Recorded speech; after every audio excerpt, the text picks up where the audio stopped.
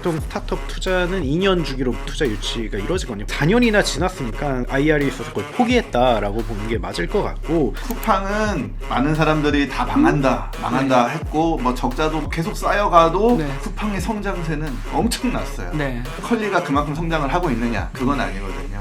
물류 비용 측면에서 필요 없는 것들 이런 거 줄이고 비즈니스의 악영향이 최소화할 수 있다. 이건 영리하게 잘한 것 같아요. 잘한 그렇게 것 줄이면 성장 6% 했으니까 성공적이라고 봐야겠죠. 컬리 지배 구조가 되게 좀 특이한 그런 케이스예요. 창업자인 김슬아 대표의 지분율이 한 5% 정도 됩니다. 안녕하세요. 티타임 종재 기자입니다. 네, 안녕하세요. 바이라인 네트워크 신재석입니다. 예, 안녕하세요. 월 11,900원 아웃스탠딩 최용식입니다. 네, 오늘은 뜨거운 감자 컬리 제2의 쿠팡인가 팀F인가 라는 주제로 한번 잡아봤고요. 저희가 원래 이게 라이브 방송의 녹화 방송으로 보시게 되는 방송인데 저희가 기술적인 문제로 이번 주는 라이브 진행을 하지 않았고요. 이번에는 아예 녹화 방송으로만 주말에 전해드리게 됐습니다. 양해 부탁드리겠고요. 그러면 본격적으로 시작을 한번 해보겠습니다. 저희가 컬리 이야기를 좀 찾아보니까 특히나 제가 요새 아웃스탠딩 채팅방에 들어가 있거든요. 거기서도 굉장히 뜨거운 감자더라고요. 네. 그렇죠. 예. 스타트업 분들께서 컬리에 굉장히 관심을 많이 갖고 계시던데 그렇죠. 이유는 뭡니까? 이유는 아무래도 뭐 TMF 사태 때문인 것 같고요. 근데 그 이전에 우리나라 전자상거래 시장이 진짜 엄청 크고 우리가 생각하는 것보다 굉장히 고도화된 생태계가 이루어져 있거든요.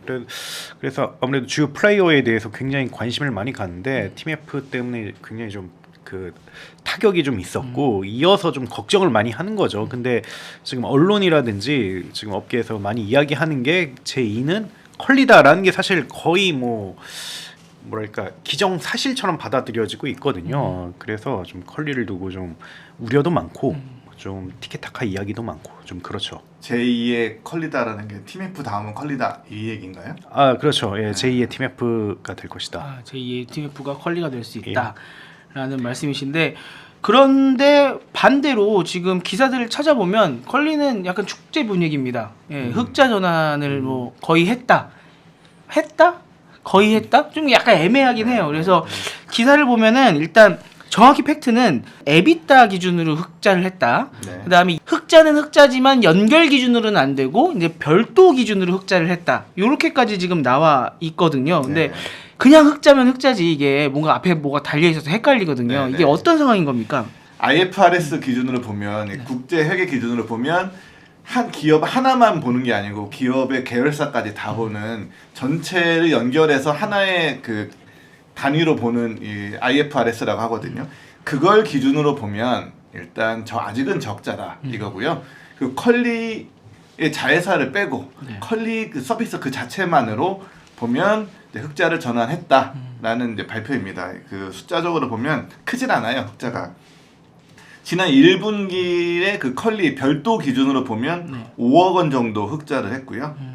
그 5억 원 정도면 그 거래액이 조단인데 5억 원 흑자라는 건 뭐 사실 그 수치가 크게 의미 있다기보다는 흑자를 기록했다라는 1분기예요. 1분기에. 네. 그 사실만으로 좀 이제 의미가 좀 있다고 생각이 듭니다. 그리고 이제 연결 기준으로는 1분기에도 적자가였고요. 근데 적자는 조금이었어요. 1분기 그 연결 기준으로 적자가 2억 원 정도 적자였고요. 근데 2분기에는 이제 적자 폭이 1분기보다는 커졌습니다. 83억 원 이제 연결 기준으로 적자를 기록했는데 이게 이제 1분기보다는 적자 폭이 확 늘었지만 그 전년 동기로 비교하면 또 확 줄은 전년 동기보다 390억 원 정도를 적자를 줄인 이런 수치라고 합니다. 그래서 이제 전체적으로 보면 실적을 정리하면 연결 기준으로는 아직 적자다. 그런데 이제 별도 기준 컬리 자체만 보면 미세하나마 흑자를 기록했다라고 볼 수 있고요. 그 2분기에는 적자지만 별도 기준으로도 적자지만 미세하다라는 거고요. 근데 여기서 이제 컬리가 이제 내세우는 건 에비타를 얘기하는데 에비타라는 게 이제 영업이익인데 영업이익 중에서 감가상각비를 빼고 계산한 그 영업이익이에요. 그러니까 감가상각비라는 거는 실제로 돈이 오가는 건 아니잖아요. 실제로 우리 현금이 나간 건 아니거든요. 실제로 현금은 나가진 않았지만 회계적으로 이제 돈이 나간 걸로 계산하는 게 감가상각비인데 그걸 빼고 계산하니까 이제 흑자다, 괜찮은 흑자다 이런 거고요. 그 에비타 기준으로 1분기에 71억 원 흑자였고 2분기에는 12억 원 흑자. 에비타 기준으로 연속 2분기 연속 흑자다라는 게 이제 컬리의 자랑입니다. 네. 그러면 에비타 흑자 같은 경우는 예전에도 저희가 좀 몇 번 다뤄본 적은 있었는데 네네. 지금 컬리 입장에서 에비타 흑자인 게 좀 의미가 있는 겁니까? 아니면은 그냥 컬리 쪽에서 홍보하기 위해서 이걸 내세우는 겁니까? 스타트업을 볼 때 에비타 흑자를 봐요. 그 이유는 이제 이런 감가상각비 투자해 놓은 거에 대한 감가상각비가 매년 나가잖아요. 그런 거 빼고 실제로 현금 흐름이 어떻게 되느냐를 볼 때 의미 있는 지표라고 할 수는 있죠.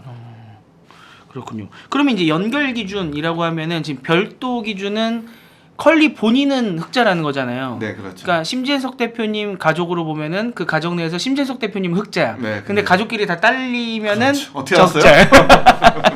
그런 상황인 잘하겠네. 그런 상황인 건데 지금 그러면 그걸 깎아먹는 쪽은 어디예요? 그 컬리가 자회사가 지금 대표적인 게 두 개가 있는데요. 하나는 컬리 넥스트마일이라는 자회사가 있고 그리고 컬리페이라는 회사가 있습니다. 컬리 넥스트마일은 이제 물류 회사고요. 컬리가 이제 또 쿠팡하고 비슷한 전략을 쓰잖아요. 쿠팡도 물류를 하나의 사업으로 가져가고 있잖아요. 네. 그것처럼 컬리도 이제 넥스트마일이라는 그런 자회사를 설립해서 컬리 내부 그 물류도 이제 충족을 하고 이걸 좀 많이 투자해서 잘 되면 이제 3PL, 그러니까 제3자, 그러니까 컬리 말고 다른 회사까지 물류 서비스를 제공하는 그런 계획을 갖고 있는 그런 회사가 있는데 컬리 넥스트마일이 있고 그다음에 컬리페이 우리 지급결제 회사죠. 우리 대부분의 이커머스 회사는 페이 회사 하나씩 갖고 있잖아요. 그렇죠. 그러면서 두 개를 하고 있는데 두 개가 아직은 적자입니다. 아, 둘 다 적자다. 네. 그렇군요.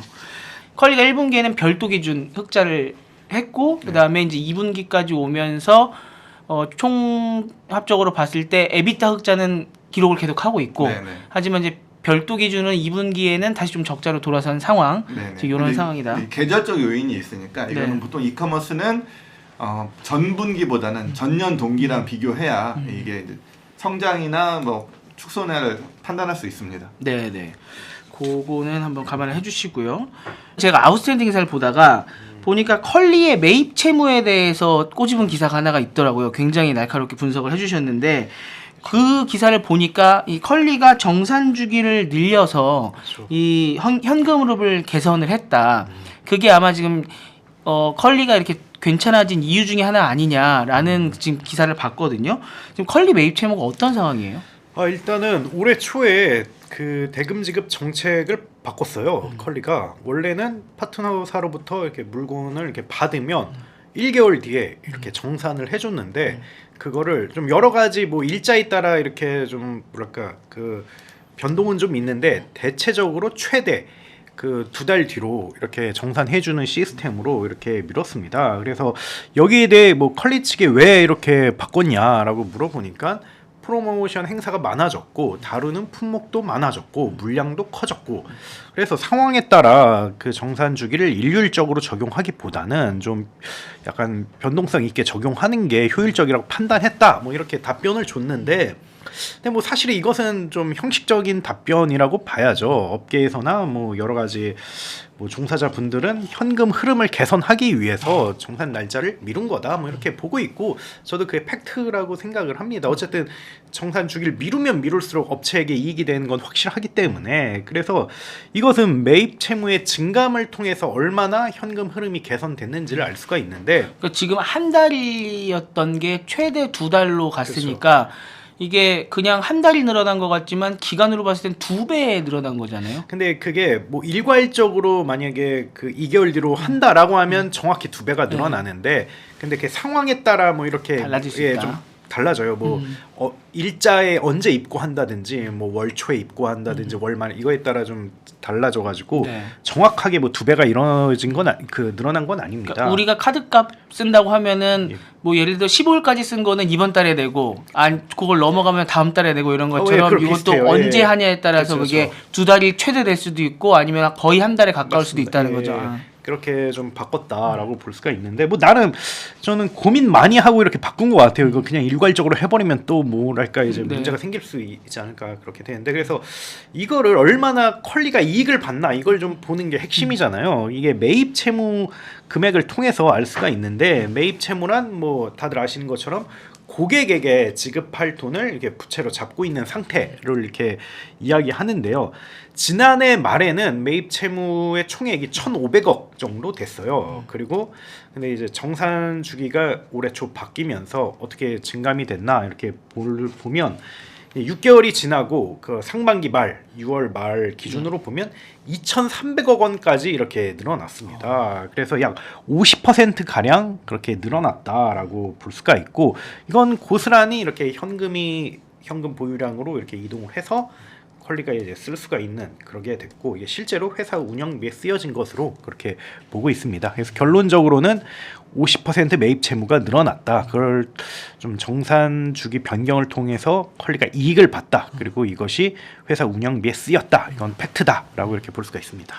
그럼 현금 보유량에는 영향을 미치지만 지금 현재로서 뭐 예를 들어 영업이익이나 매출에 이 숫자가 영향을 미치는 건 아니죠. 예, 이거는 네. 별개입니다. 네, 뭐 해야 될것 같고요. 첨언을 하자면 뭐 그런 거죠. 뭐 보증금을 내가 이게 임대인이에요. 보증금을 뭐 그 이달 말에 줘야 되는데 몇 달 뒤로 미룬 거예요. 그리고 그 몇 천만 원 갖고 여러 가지 일을 하는 거죠. 그렇죠. 돈을 벌 수도 있고 이럴 수도 있고. 어쨌든 뭐 6개월 뒤에 주면 네. 되는 거. 뭐 그런 거랑 비슷한 뭐 6개월을 어떻게 보면 이제 금리 제로로 뭐 이렇게 그 대출 받은 거다 이렇게 보면 될 것 같습니다. 네. 컬리의 이 현금 흐름에는 영향을 미치지만 지금 우리가 이야기했던 무슨 흑자를 본다 이거에는 영향을 미치는 건 아니다. 전혀. 이거는 이제 컬리의 비즈니스 특성인데요. 네. 그 우리가 흔히 얘기하는 뭐 이제 팀F나 이런 데는 그 오픈마켓 스타일의 이커머스 업체인데 네. 컬리나 쿠팡의 특성은 그 상품을 매입해서 그러니까 내가 사서 파는 거거든요. 그래서 네. 중개 거래가 아니에요. 그래서 매입 채무가 있는데 이 매입 채무를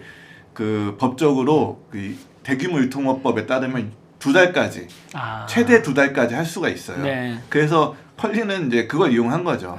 그래서 보통 뭐 대형마트나 이런 데도 이 매입 채무를 좀 길게 가져가는 그런 걸 좀 쓰거든요. 근데 컬리도 그런 걸 쓰는 거죠. 근데 법적인 테두리 내에서. 아, 근데 온라인 회사는 이 법에 적용을 받지는 않는데 아. 근데 컬리는 우린 적법한 수준에서 바꿨다라고 이렇게 이야기를 했어요. 이 말은 우리는 그 이게 직접적인 건 아니지만 직접적으로 우리가 규제를 받고 있는 건 아니지만 우리가 눈치를 굉장히 많이 봤다. 우리가 이러면 여론을 다 이렇게 수렴하고 하는 거다. 뭐 이 정도로 이해하시면 될 것 같습니다. 밀리긴 했으나 상식적인 수준 내에서 했으니 그 문제가 있는 게 아니다. 그렇죠. 걱정하지 예. 마라. 예. 이제 나라에서 이런 정해준 기준을 네. 넘지 않았다. 네. 이 정도 되는 거죠. 그런 거군요. 굉장히 많이 고민한 거죠. 예. 그러면 이제 전체적으로 이렇게 봤을 때 컬리가 지금 재무 상태에 대한 우려가 있었다는 거잖아요. 많은 분들이. 그럼 지금 어떻게 현재 컬리는 뭐 건전한 편입니까? 아니면 좀 위험한 편입니까? 어떻게 봐야 됩니까? 제가 뭐 이런 재무 건전성을 판단할 뭐 역량이 있는 사람이 아니어서 물어봤는데요. 너무 극과 극이더라고요. 아, 그 네, 판단해 이걸 주시는 분들 수치를 따라서. 보고서 판단하는 사람을 볼 때 이건 아까 그 매입 채무 이런 거에 이제 좀 그 관심 있게 보는 분들은 이거는 당장 오늘 하루 살려고 하는 거다. 최악이다. 이렇게 평가하시는 분도 있고 네. 어떤 분은 이제 이런 매출의 증대나 이익의 증대 이런 거를 보면서 또 개선되고 있다. 괜찮다. 이거 장기적으로 전속 가능하다. 이렇게 보시는 분도 있더라고요. 그래서 뭐 하나의 의견으로 딱 볼 수는 없을 것 같고 이렇게 저렇게 볼 수 있는 시각이 있다는 점을 이제 염두에 두고 말씀을 드리면 네. 일단 재무제표 자체만으로 볼 때 건전하다라고 판단하기는 좀 제가 볼 때는 어려울 것 같습니다. 왜냐하면 일단 유동 자산보다 유동 부채가 많아요. 그러니까 내가 들고 있는 돈보다 빚이 더 많다는 얘기니까 결국은 이제 빚 갚아야 되는 상황이 되면 좀 어려워질 수 있는 거죠. 그래서 유동성이 뭐 당장 위기가 올 것 같지는 않지만 이게 그 매입 채무 늘리는 이런 방식으로 하니까.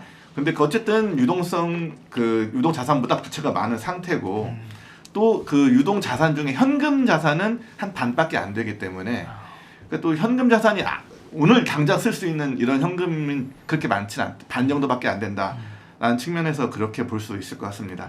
그런데 또 반대로 이제 매입 채무가 아까 2,265억 정도 있는데요. 그 매입 채무랑 이런 현금성 자산하고 또 금융 상품 다 한 걸 보면 한 2,200억 원 정도 돼야 그러니까 큰 차이가 없다는 거죠. 네. 그러니까 있는 돈 다 끌고 뭐 네. 저 금융 상품 다 빼고 해서 갚으면 또 갚을 수도 있다. 어느 정도 맞춰진다. 네, 갚을 예. 수도 있고 또 이 아까 말했던 쿠팡과 컬리의 특징은 재고가 있잖아요. 또 재고 갔다가 저 창고 대방출 해가지고 막 팔면 네. 또 돈 만들 수 있잖아요. 그래서 그렇게 하면 또 망할지는 않을 거다라고 볼 수 있는 거죠. 그러니까 심 대표님으로 또 치환을 하면은 이번 달 내 카드 값이랑 내가 월급 들어올 거랑 보면은 카드 값이 조금 더 크긴 한데 네. 그거 내가 당근 거래 몇 개 하면은 그쵸. 아무튼 대충 할 수는 네, 있다. 네. 그 정도 상태로. 예시가 좋은데요. 그럼 이 우리가 런웨이라고 하잖아요. 그 네. 런웨이는 지금 어느 정도 남았다고 봐야 되는 그 겁니까? 런웨이라는 개념은 이제 적자 기업이 그 있는 돈 까먹으면서 가는 네. 게 런웨이잖아요. 네. 그래서 몇 년 버티냐 이건데 지금 이제 에비타 흑자로 돌아섰고 현금 흐름이 플러스이기 때문에 이 런웨이라는 개념이 좀 맞지는 않아요. 그래서 커리는 이제 지금의 이 추세가 유지된다면 생존이 가능한 당장 뱅크런이 일어나지 않는 이상 뭐 팀은 뱅크런 때문에 사실 이렇게 된 거잖아요. 팀원도 뱅크런이 없었다면 생존이 가능한 상태였을 텐데 네. 이런 어느 순간 예상치 못한 뱅크런이 아니라면 당장 내일 문 닫을 뭐 당장 다음 달이 위험하다 이런 수준은 아니라는 거죠. 네, 이렇게 막 돈 까먹으면서 내가 이거 언제 망하지 이런 걸 걱정할 수준은 아니다. 네네. 런웨이라는 의미는 내가 투자받은 금액이 이만큼 남아 있는데 내가 매번 적자가 나기 때문에 이거 다 6개월 있으면 다 쓸 것 같다. 이제 이게 런웨이인데 네, 그렇죠. 지금 컬리는 그런 상황은 아니라서 그렇다고 런웨이라는 걸 적용하기 좀 그렇다. 네, 그렇다 보입니다. 네, 감사합니다. 그러면 지금 아까 처음에 시작을 할 때 이제 TMF 사태가 터졌을 때 좀 많은 분들이 컬리를 걱정했다고 하셨잖아요. 그럼 지금 TMF랑 현재 컬리를 비교를 하면 어떤 상황입니까?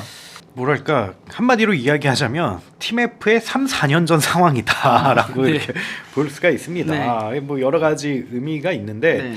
일단 뭐 팀원하고 근데 위에프는 좀 달랐어요. 네. 위에프가 더 안전했습니다. 네. 물론 이제 그 결국 위에프도 똑같이 이게 고꾸라지긴 했지만 그래서 좀 위메프랑 가장 좀 비슷한 상황이었던 것 같아요. 좀 팀원은 사실 옛날부터 되게 몇 년 전부터 진짜 안 좋았고 네. 위메프는 몇 년 전에 안 좋았다가 이제 Q10이랑 묶이고 나서 갑자기 안 좋아진 뭐 이런 케이스인데 어쨌든 위메프랑 좀 비슷한 상황입니다. 일단은 뭐 이게 두 가지 뜻을 내포하고 있죠. 일단은 다르다. 3, 4년 전이니까 다르다라는 건데 일단은 팀원과의 위메프는 완전 자본 잠식 상태입니다. 네. 였고 몇 년 전부터. 그래서 돈 다 까먹었어요. 다 네. 까먹고 순수하게 정말 매입 채무로 이렇게 회사 운영을 하고 있던 고객 돈으로 운영하고 카드 돌려막기 하고 있는 상황이었던 그렇죠. 거잖아요. 예, 네. 예. 그게 뭐 무한 반복된 그런 상황이었는데 컬리는 그래도 자본 총계가 한 1,000억 정도 남았어요. 그래서 순수하게 매입 채무로 회사를 운영하는 건 아니다. 네. 뭐 이렇게 볼 수가 있고 그리고 티몬과 위메프는 매년 뭐 많게는 1,000억 원에서 뭐 수백억 원의 적자를 냈는데 컬리는 어쨌든 적자를 굉장히 많이 줄였잖아요. 그래서 좀 올해 아마 1, 200억 정도 적자를 낼 것 같습니다. 상반기까지 한 80억 정도 냈으니까 네. 1, 200억을 고려하면 그래도 위메프 팀원보단 낫다라고 이렇게 볼 수가 있는데 근데 다만 이게 또 다른 의미는 제가 앞서 얘기한 다르다라는 의미도 있는데 네. 비슷할 수도 있다라는 의미도 내포하고 있잖아요. 3, 4년 전에 팀원 위메프라는 게 네. 그게 뭐냐면 이게 상황을 빠르게 개선시키지 못하면 팀원이나 위에프 꼴이 날 수 있는 것도 맞거든요. 왜냐면 완전 자본 잠식은 아니지만 거의 제가 봤을 땐 준완전 자본 잠식 상태예요. 이게 1,000억 정도 이렇게 자본 총계가 있는데 그 현금으로 가지고 있는 게 아니라 막 여러 가지 이렇게 그 자산을 분산해서 지금 이렇게 대출이랑 껴서 이렇게 나온 그 지금 정리된 그런 상황이에요. 그래서 뭐 예를 들면 뭐 물류 인프라라든지 뭐 이런데 이렇게 그 투자된 상황이고 그게 현금으로 있는 게 아니거든요. 사실상 현금 보유량은 매입 채무랑 비슷하거나 아니면 매입 채무보다 더 적거든요. 그래서 거의 어떻게 보면 팀원과 위메프처럼 정산금으로 지금 운영을 하고 있다고 해도 과언이 아닙니다. 그래서 뭐 아까 심 대표님이 이야기한 것처럼 뭐 그 뭐 다 이것저것 다 합치면 뭐 매입 채무랑 비슷하고 하는데 그거 자체가 좀 문제인 거거든요. 이것저것 다 합쳐야 사실 매입 채무랑 비슷하다는 거는 사실상 저는 완전 자본 잠식에 가깝다고 봅니다. 그래서 뭐 컬리 측에서 이야기한 거는 현금 보유량이 매입 채무보단 낮지만 재고 자산 뭐 하면 뭐 비슷하다라고 하는데 뭐 재고 자산이 다 팔릴 거라는 보장도 없고 뭐 그게 속된 말로 뭐 헐값으로 그 뭐랄까 세일즈 된다는 뭐 가능성이 가장 크잖아요. 그렇기 때문에 좀 위험한 좀 상황인 건 맞고요. 그래서 빨리 손익분기점을 맞추거나 아니면 투자 유치를 통해 재무 건전성을 좋게 하던가 뭐 그래야 되는 그런 상황이다. 그래서 3, 4년 전에 UMF 상황이다라고 볼 수가 있습니다. 저는 조금 다른 의견을 갖고 있는데 그 매입 채무가 무조건 나쁜 건 아니거든요. 이커머스뿐 아니라 유통업체 중에 매입 채무 없는 회사는 없어요. 이 매입 채무가 한꺼번에 밀고 들어오면 이게 당장 위기가 되겠지만 그 아까 말한 그 뱅크런이라는 이런 사태가 아니라면 한꺼번에 밀고 들어오는 일은 없거든요. 오늘 팔고 내일 팔고 또 오늘 갚고 내일 갚고 이렇게 일상적으로 진행이 되면 별 문제가 안 되는 수치예요. 그게 이게 어느 날 갑자기 다 밀고 들어왔으면 이제 큰일 나겠죠.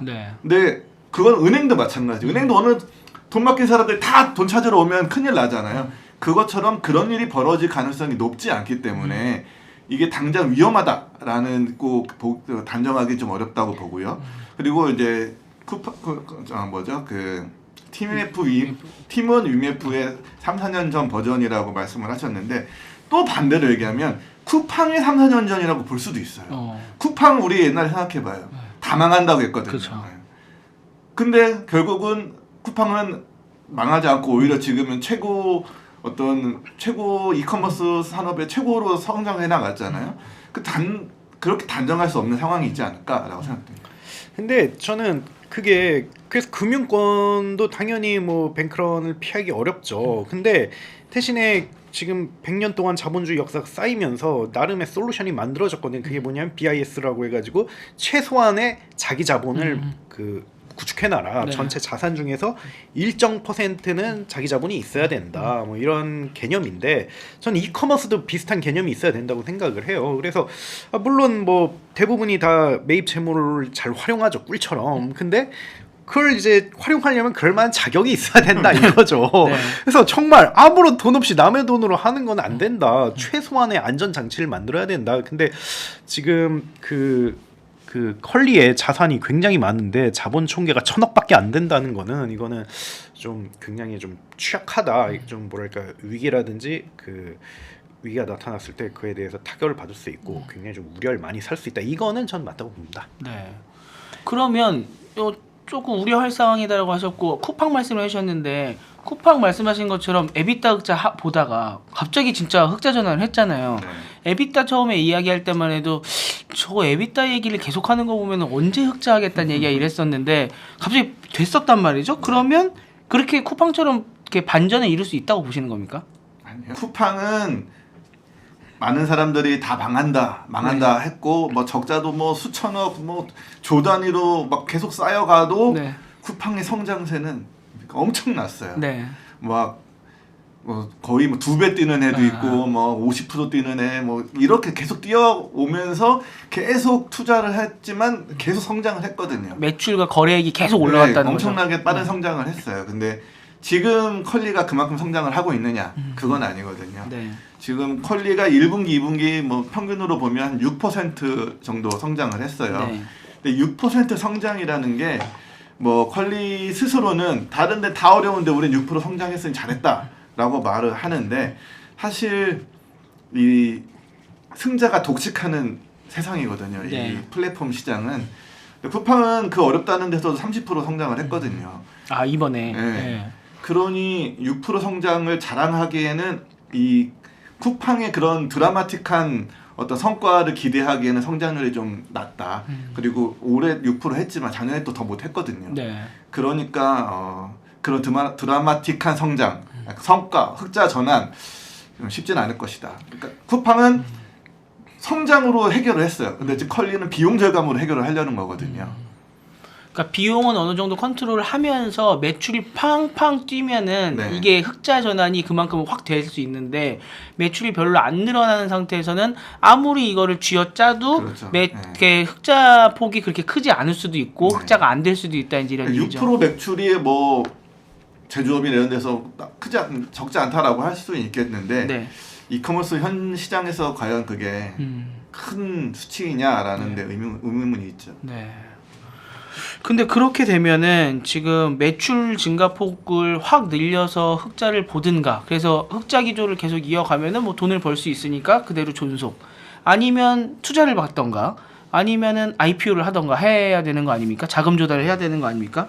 그러면 지금 IPO는 작년 초에 한번 이렇게 어그러졌고요. 근데 김슬아 대표의 뭐 인터뷰들을 보면은 일단 단기적으로 투자를 받지는 않겠다라는 걸 아마 아웃스탠딩에서 본 것 같은데 그러면 지금 컬리는 투자를 안 받는 겁니까? 아니면 지금 상황상 못 받고 있는 겁니까? 그러니까 못 받으니까 안 받겠다고 하는 게 아닌가 저는 그렇게 뭐 생각을 하는데요. 네. 근데 이게 사실은 이미 2021년에 기업 가치가 4조 원에 도달을 했고 너무 높아요. 사실은 뭐 여러 가지 지표상 봤을 때 그때 워낙 투심이 핫했으니까 받은 거고 그 이후로 후속 투자가 이루어지지 않았어요. 보통 스타트업 투자는 2년 주기로 보통 이렇게 투자 유치가 이루어지거든요. 빠르면 뭐 1년 만에 이루어지는 경우도 있는데 근데 4년이나 지났으니까 사실상 지금 그 IR에 있어서 굉장히 고전하고 있거나 아니면 거의 포기했다라고 보는 게 맞을 것 같고 그리고 실제로 중간에 자금이 굉장히 많이 떨어지자 네. 그 마지막 투자자인 앵커피가 이렇게 자금 조달해주기도 했어요. 근데 앵커피, 앵커피가 이제 마지막 투자자이고 네. 대주주인데, 근데 보통 그런 경우는 사실상 다 못 받으니까 어떻게 보면 그 최후의 수단으로 한 거거든요. 네. 왜냐하면 그 마지막 투자자가 또 사실은 또 돈 넣고 싶진 않아요. 어차피 마지막 단계에서 그쵸. 가장 높은 밸류로 이렇게 한 넣는 건데, 건데. 예, 근데 또 내가 해야 돼, 뭐 이런 거거든요. 근데 아무도 안 하잖아. 아 그래, 그럼 나라도 해야지. 뭐 이렇게 된 거라 가지고 게다가 뭐 요즘 또 그 팀애플을 시작으로 요즘 커머스 업계에 대해서 굉장히 회의론이 많이 퍼졌고. 그리고 뭐 아시다시피 스타트업 투자 시장 자체가 굉장히 많이 꺾인 상황이라서 모든 면에서 악조건이다. 그래서 뭐 아까 말씀드렸던 것처럼 못 받으니 안 받겠다고 이야기할 가능성이 크다라고 저는 뭐 좀 뼈아픈 이야기지만 뭐 좀 냉정하게 그렇게 이야기를 해봅니다. 네. 그럼 지금 마지막으로 투자한 앵커피가 최대 투자자입니까? 아, 그 지금 약간 컬리 지배 구조가 약간 되게 좀 특이한 그런 케이스예요. 뭐 저도 여러 가지 이렇게 그 지배 구조를 보는데 네. 일단은 뭐 앵커피를 얘기하기 전에 네. 창업자인 김슬아 대표의 지분율이 한 5% 정도 됩니다. 거의 이해진 의장급인데요, 네이버에. 그렇죠. 이해진 의장 그래도 상장하고 나서 5%였지. 지금 상장 전인데도 5%잖아요. 그래서 원래 뭐 제가 예전 방송에서 이야기했듯이 뭐 초기에 뭐 그런 이슈들이 좀 있었어요. 뭐 그런 게 있었는데 어쨌든 오늘은 뭐 점프를 하고요. 네.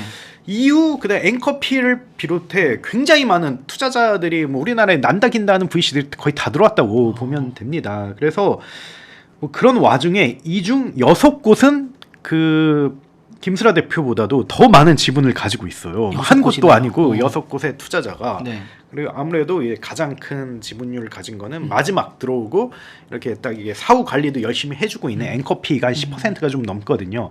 이렇게 그 지분을 가지고 있는데 근데 이게 굉장히 이게 스타트업 입장에서 머리 터지는 그런 지분 구조거든요. 일단 절대적 지배자 한 명이 있어야 돼요. 네. 일단 제일 좋은 거 혹은 가장 흔한 건 창업자가 보통 가장 큰 지분을 가지고 그쵸. 이제 총대 메고 하는 거고요. 만약 그게 어렵다면 투자자 중에서라도 절대 넘버원이 있어야 된단 말이죠. 네. 그 사람 거기가 어쨌든 이게 책임지고 주도를 해야 되는데 근데 지금은 그렇지 않은 상황이에요. 근데 이렇게 오히려 너무 나눠져 있으면 그렇죠. 그 누구도 이 키를 못 갖고 가니까 그래서 오히려 창업자 지배율이 높아지는 거 아니에요? 그 사람밖에 못 쳐다볼 거 아니에요? 그러니까 그게 얼핏 그게 맞으면서도 좀 속사정이 있는데 그에 대해 좀 얘기를 하자면 일단 앵커피가 지금으로서는 가장 큰 그 입김과 그 경영 개입이 가능하다고 보면 돼요. 왜냐하면 마지막 후속 투자를 했기 때문에 여기에 계약 조건에 온갖 그런 그 자기를 보호하기 위한 조항을 넣었고 그걸 오케이 했을 거란 말이죠.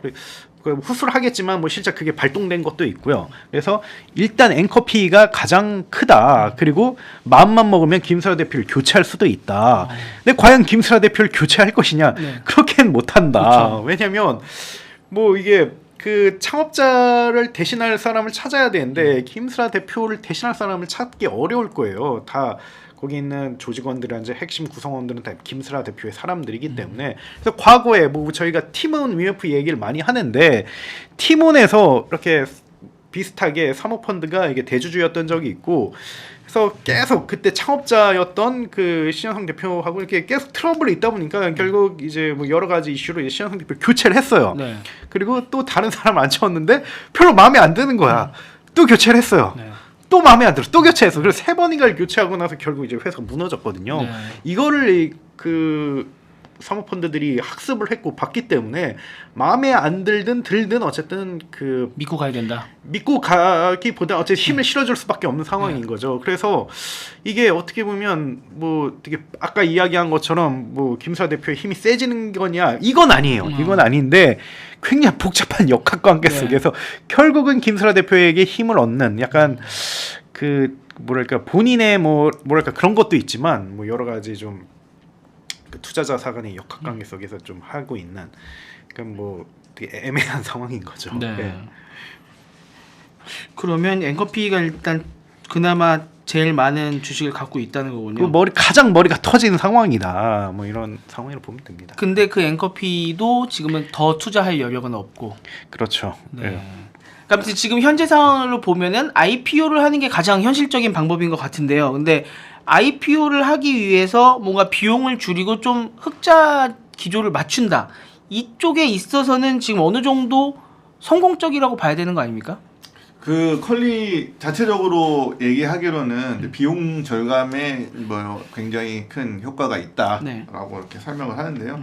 뭐 그 얘기를 전달해 드리자면 일단 뭐 세 가지 분야에서 비용을 줄였다. 아니 세 가지 일단 배송을 굉장히 효율화해서 비용을 줄였고 네. 그다음에 판관비를 굉장히 잘 절감을 했다. 뭐 이런 설명을 하고요. 또 수익도 다각화하는 중이어서 이제 플러스로 전환할 수 있고 뭐 금방 할 수 있고 뭐 당연히 플러스 전환되면 요즘은 이제 플러스 돼야 이제 상장이 하면 효과가 좋잖아요. 네. 그래서 그러면 이제 상장으로 나서지 않을까라고 생각이 듭니다. 상장은 해야 되는 상황이긴 하거든요. 투자자들도 많고 해서 네. 엑시트를 해줘야 되는 상황이라서. 그런데 뭐 배송 효율성 이런 부분을 좀 구체적으로 뭐 설명을 하면 뭐 김포에 물류센터가 그 옛날에 김포가 아니고요. 송파에 물류센터가 있었는데 네네. 그게 좀 효과가 별로 없었나 봐요. 좀 비용이 많이 들었나 봐요. 그거를 문을 닫았습니다. 아. 송파의 그 물류센터 문을 닫고 네. 대신 이제 평택하고 뭐 창원 이런데 새로 물류센터를 열어서 그랬더니 뭐 한 15%에서 20%까지 비용은 줄고 효과가 올랐다. 땅값이 비싼 데에서 그런 게 예, 아닐까 싶은데 뭐 네. 자동화 이런 설명을 하는데 뭐 부동산 값이 의미가 있지 않을까라는 생각이 네. 들고요. 그다음에 이제 운반비나 이런 포장비 이런 거를 좀 기술적으로 줄였다고 합니다. 이렇게 포장비가 그래도 몇백억 줄였다고 하는데, 네, 뭐 종이 뭐 이런 설명을 하는데 좀 어렵고요. 네.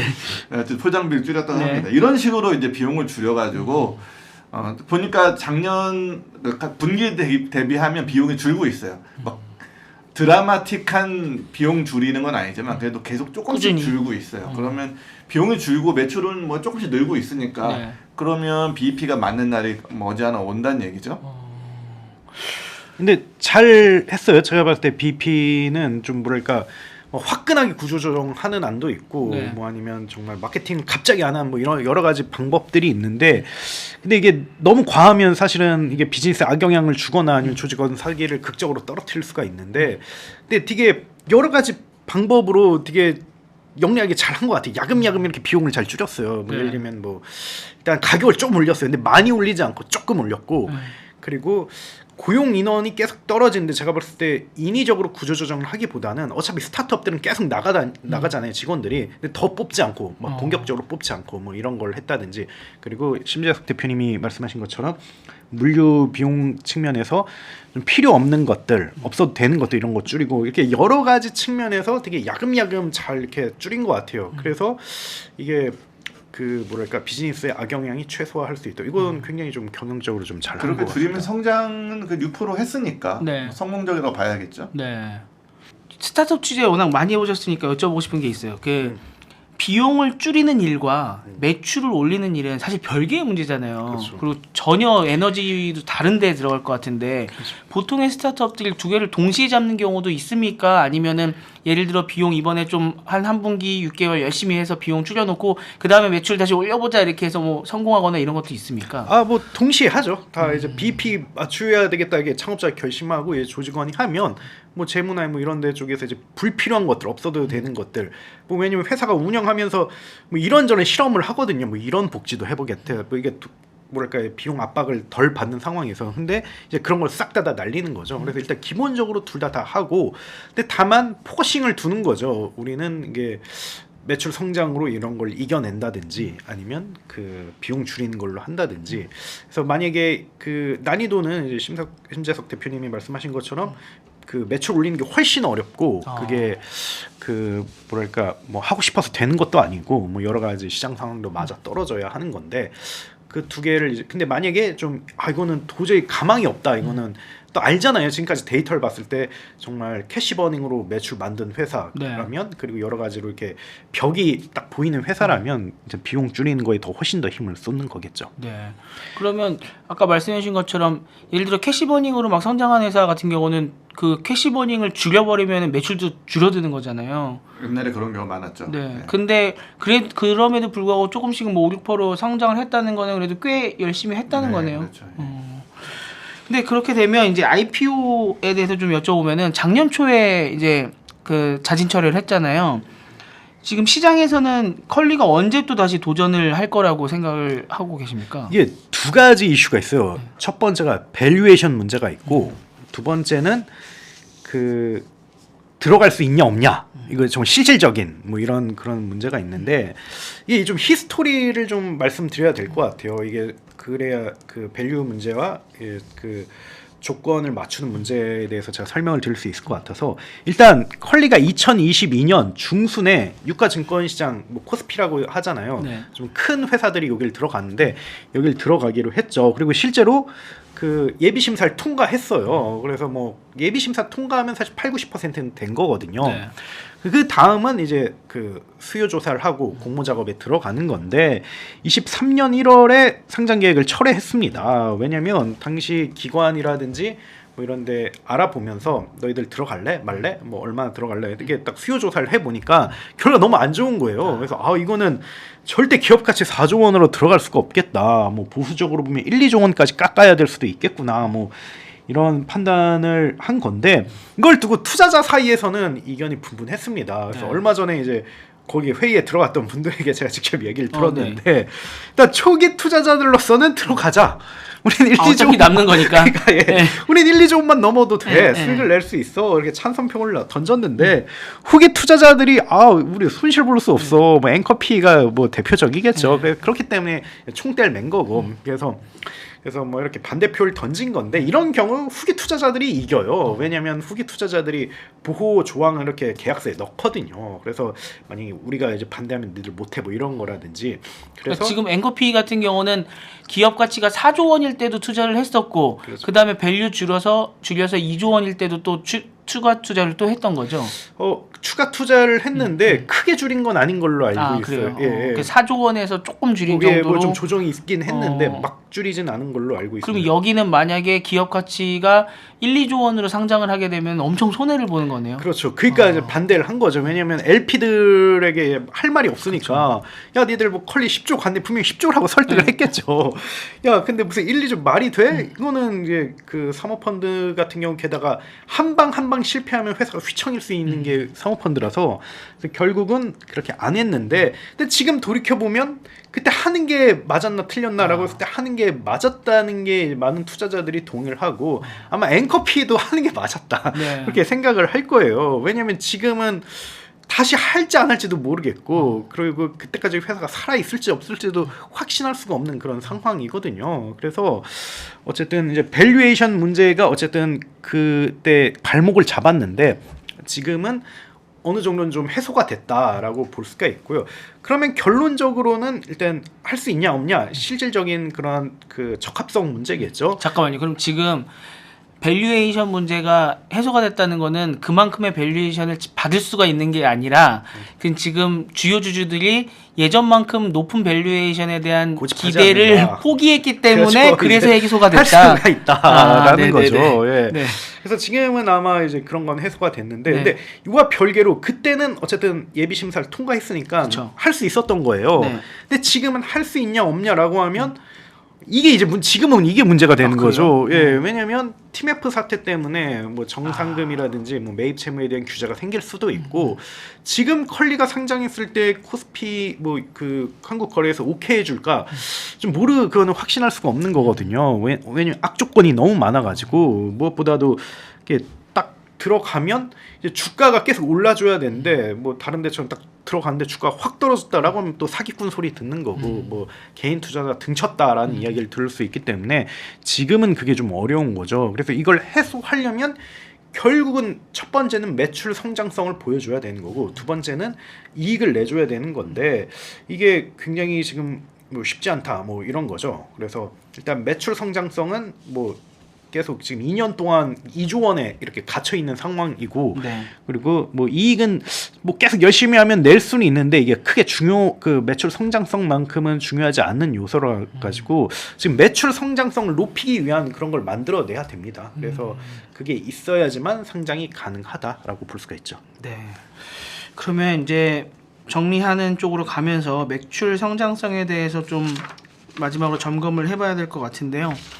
네, 그러면서 보면은 이제 매출을 성장시킬 수 있는 게 결국은 신사업일 텐데 신사업을 보면은 지난 여름인가요? 뭐 상반기 끝날 때쯤 중순쯤에 컬리 나우라는 뭐 퀵커머스 시장에 진출을 했고요. 근데 이게 결국은 배민 비마트랑 비슷한 거라고 제가 들었는데 지금 이렇게 막 빨리빨리 배송해 주는 게 네. 새벽 배송도 오히려 예전보다 많이 줄었잖아요. 해주는 업체나 아니면은 네네. 좀 뭔가 제가 차들 왔다 갔다 하는 것만 봐도 확실히 새벽 배송은 예전보다 줄은 것 같은데 지금 여기는 오히려 더 퀵커머스로 갔단 말이죠. 네. 이게 경쟁력이 있는 겁니까? 일단 이 시장에서 잘하는 회사들이 있어요. 그 퀵커머스는 일단 배민이 다 알다시피 굉장히 잘하고 있고요. 네. 그 다음에 뭐 홈플러스 익스프레스 이런 데도 꽤 수요도 많고 네. 잘하고 있습니다. 보통 한 3시간 배송 막 이렇게 해주는 거 네. 같아요. 그 다음에 올리브영 이런 데도 잘합니다. 그러니까 이제 수요가 없는 건 아니고요. 예. 배송 빨리 해줘서 싫어할 사람은 없거든요. 빨리 해주면 좋은데 뭐 비용 구조나 가격이나 이런 게 이제 문제가 되는 거거든요. 네. 그래서 이제 컬리도 퀵커머스에 진출을 했습니다. 진출을 했는데 장점은 있어요. 퀵커머스의 가장 큰 수요가 대부분 식음료. 거든요. 네. 컬리의 장점이 또 그럼 HMR 뭐 이런 거거든요. 그러니까 컬리의 장점하고 이 품목 면에서 좀 맞아요. 그러니까 컬리가 그 뭐 가정식, 편의식 뭐 이런 것들 상품이 구색이 좋거든요. 그런 거 이제 원한다면 네. 얼마든지 이제 더 가격 빨리. 내에서 네. 빨리 뭐 특히 요즘 이제 집에 살림 많이 안 하잖아요. 네. 뭐 그래서 집에서도 많이 사 먹잖아요. 주부들도 이렇게 배달시켜 먹고 이러니까 그런 경우에 이제 괜찮을 것이다. 품목적으로. 그런데 아무래도 이 시장은 이제 비마트가 워낙 네. 잘 하고 있는 시장이고 또 비마트는 이 배달이 거의 내재화되어 있잖아요. 뭐 이제 우한 청년들 이런 회사들이 네. 계속 이제 잘 하고 있기 때문에 근데 이제 컬리는 이런 퀵커머스에 배달이 내재화되어 있지는 않거든요. 이거 뭐 이제 뭐 두바이 히어로나 이런 회사들하고 이제 파트너십으로 진행을 하는데 아무래도 그렇게 하면 비용적인 경쟁력이나 네. 이런 게 아무래도 이용자 입장에서는 배달비가 조금 더 비쌀 수밖에 없는 결과가 되겠죠. 뭐 그런 면에서 이제 가격 경쟁을 하면 조금 딸릴 수도 있다 이런 생각이 들고요. 그러니까요. 뭐 배민 같은 경우는 원래가 품목은 좀 다를 수 있으나 원래 오토바이를 계속 운행하는 데니까 네네. 퀵커머스를 할 때 그냥 내가 이걸 음식 갖고 가냐 네. 아니면 편의점 물건 갖고 가냐 요것만 달라지는 그렇죠. 거잖아요. 근데 여기는 품목은 내가 갖고 있더라도 누가 해줄 거냐에서 좀 많이 불리한 게 그래서 아닌가. 이제 파트너십으로 이제 그거 촘촘히 했는데 네. 그러니까 아무래도 내재화된 것보다는 조금 더 비용이 들 수 있지 않을까라고 생각이 드는 거죠. 네. 그러면서 뭐 매출은 늘 수 있으나 이제 영업이익 면에서는 과연 도움이 될까? 좀 소비자가 이제 배달비 조금 더 내야 되겠죠 아무래도.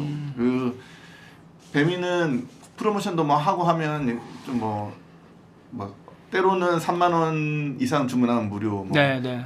보통은 4만 원에 무료 뭐 이렇게 네. 되고 있는데 이런 비용이 이제 조금 서로 차이가 있을 수 있지 않느냐라는 거죠. 그렇군요. 그쪽이 있는가 하면은 이제 예전부터 제일 많이 등장했던 게 이제 뷰티컬리 이야기인데 뷰티컬리는 뭐 요새 막 DDP에서 했나요? 그렇죠. 막 엄청 크게 행사도 하고 지금 뭐 오프라인까지 확장하고 있는 느낌? 뭐 럭셔리 얘기 나오고 잘 나가는 것 같은데 어떻습니까? 일단은 그 뷰티컬리는 그 막 규모가 아직까지 큰 건 아닌 것 같아요. 왜냐면 그에 대해서 컬리가 막 공식적으로 얘기를 해주는 게 없고 그냥 얼마 늘었다 뭐 이런 얘기하는데 이게 스타트업 씬에서 전형적으로 규모가 안 나올 때 하는 말이거든요. 그래서 이거는 좀 크진 않다라고 봤는데 근데 그와 별개로 좀 뭐랄까 화장품 업계 종사자분들에게 좀 전원으로 듣는 얘기를 보면 이게 꽤 호평을 하더라고요. 이게 왜 그러냐면 오프라인 기반의 화장품 회사들이 그 예전에는 이게 판매 채널이 뭐 방판이라든지 이런 오프라인 기반이었는데 지금은 완전히 온라인으로 갔고 여기 이제 D2C 회사들이 여기를 이제 잘 장악을 했거든요. 그래서 자기네들도 여기에 대응을 해야 되는데 이게 사실 뭐 본인들도 여기에 대해서는 좀 생소한 면이 있고 그렇다고 해서 뭐 자체 플랫폼이나 채널을 만들기에는 굉장히 부담스럽기 때문에 그 대안으로 좀 뷰티컬리를 좀 좋게 본다 뭐 이런 이야기를 하더라고요. 그래서 좀 아무래도 이제 온라인 판매 채널에 공급하는 게 좀 부담스러운 이유는 뭐 좀 플랫폼 종속도 있지만 뭐 브랜드가 뭐 깎인다든지 아니면 뭐랄까 타깃이 안 맞는다든지 뭐 이런 걱정이 있는데 좀 컬리가 어느 정도는 그 측면에서는 괜찮다고 뭐 그렇게 이야기를 합니다. 브랜드 이미지 자체가 나쁘지 않고 않아서. 뭐 컬리가 막 싸구려 파는 곳은 아니잖아요. 네. 어느 정도 가격이 있고 그리고 뭐 20, 30, 40 여성들에게 두루두루 이렇게 인정을 받고 있고 이용자 충성도도 높기 때문에 그래서 뭐 평가 자체는 괜찮은 것 같습니다. 네. 그리고 뭐 오프라인 이벤트 하는 거 기사 나오는 것들 봐도 확실히 뭐 브랜드 이미지 자체는 좀 괜찮은 게 아닌가라는 생각은 들더라고요. 그리고 뭐 이번에 DDP에서 행사한 것도 뭐 누적으로 4만 명이 왔다고 합니다. 뭐 이게 100% 뭐 신뢰할 수는 없겠지만 네. 뭐 근데 뭐 왜냐면 뭐 중복이라든지 네. 아니면 집계 뭐 이런 거에 대해서는 이제 막 처음 하는 거기 그쵸. 때문에 근데 어쨌든 1년 만에 이렇게 그 신사업을 이렇게 오프라인 행사로 발전시키는 거는 어느 정도 가능성이 있기 때문에 이렇게 내린 결론이 아닌가. 그리고 뭐 돈이 그렇게 많지도 않을 텐데 네. 그렇게 생각을 해 봅니다. 네. 아까 매출이 한 6% 성장했다고 말씀해 주셨는데 그렇죠. 신사업을 지금 열심히 하고 있잖아요. 그렇죠. 네, 지금 컬리나우도 하고 있고 뷰티컬리도 하고 있고 근데 여기서 비용을 까먹는 거는 오케이. 근데 매출이 신사업을 했으면 더 많이 좀 올랐어야 되는 게 아닌가. 그렇죠. 그럼 만약에 매출 기여도가 뷰티컬리랑 컬리나우가 6%보다 크다고 하면 기존 사업은 줄었다는 얘기잖아요. 그렇죠. 어떻게 해석해야 됩니까? 그게 그에 대해서도 좀 이야기를 해봤는데요. 네. 컬리 측하고 거기에 답변은 컬리도 성장하고 있고 아. 뷰티컬리도 성장하고 있고 신사업도 성장하고 있다. 뭐 이런 얘기를 해주셨습니다. 그러면 네. 이게 사실 매출 정체한 지가 지금 2년이 됐는데 2조 박스 가운데 이렇게 갇혔거든요. 네. 그러면 어떻게 보면 신사업 비중이 이제 6% 언더야지만 이게 그렇죠, 그렇죠. 이야기가 말이 되는 예, 거죠. 네. 가능한 거죠. 네. 아니면 뭐 둘의 증가분이 혹은 이제 6%보다 작던가 네. 뭐 이런 거라 가지고 그래서 뭐 그 어쨌든 신사업이 뭐랄까 아주 크게 뭐 지금 두각을 보이진 않는다라고 이렇게 볼 수가 있고요. 그리고 말씀하신 것처럼 컬리 자체의 성장성이 뭐 어쨌든 뭐 빠졌다라고 보기는 어렵지만 예전에 폭발적인 것에 비하면 되게 위축된 것도 맞고 그리고 뭐랄까 이게 굉장히 되게 위협적인 그런 사인인 것도 맞거든요. 특히 뭐랄까 좀 컬리의 리스크는 좀 대체자라고 할 수 있는 게 많이 생겼고 그들의 위상이 계속 높아지고 있다는 게 저는 문제인 것 같아요. 뭐 쿠팡 프레시도 그렇고 뭐 배달의 민족도 그렇고 그래서 제가 좀 그 지인이라든지 아니면 뭐 컬리 이용자들 대상으로 좀 제가 뭐 인터뷰 아닌 인터뷰를 좀 해봤는데 근데 물어봤어요. 과연 그 세상에 하나의 그 신선식품 배송만 네. 써야 된다면 뭘 써야 되겠냐라고 하면 그러니까 대부분 다 쿠팡 프레시를 이야기를 하더라고요. 일단은 쿠팡 프레시는 디폴트다. 그럼 생필품은 무조건 쿠팡 프레시로 사야 된다.